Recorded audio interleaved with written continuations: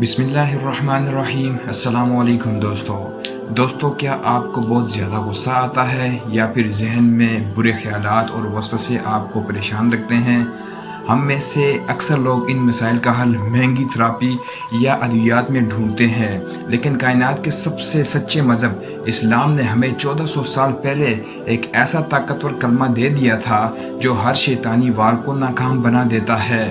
अल्लाह ताला कुरान मजीद के सूरत अल-अहराफ आयत नंबर 200 में फरमाता है, और अगर शैतान की तरफ से कोई वसवसा आपको उबारे तो अल्लाह की पनाह मांग लिया करें। इसका मतलब है कि जब भी आपको लगे कि आपका जहन काबू से बाहर हो रहा है तो फ़ौरन आऊज़ु बिल्लाहि मिनश शैतानिर रजीम पढ़ें।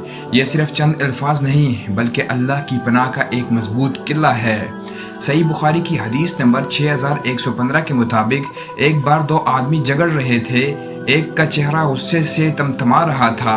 नबी करीम सल्लल्लाहु अलैहि वसल्लम ने इसे देखकर फरमाया, मैं एक ऐसा कलमा जानता हूँ कि अगर ये इसे पढ़ ले तो इसका गुस्सा जाता रहेगा, और वो कलमा है अऊज़ु बिल्लाहि मिनश शैतानिर रजीम। इसी तरह सही मुस्लिम की हदीस 2203 हमें बताती है कि अगर नमाज में वसवसे आए तो बाएं जानिब थूक कर अल्लाह की पनाह मांगनी चाहिए।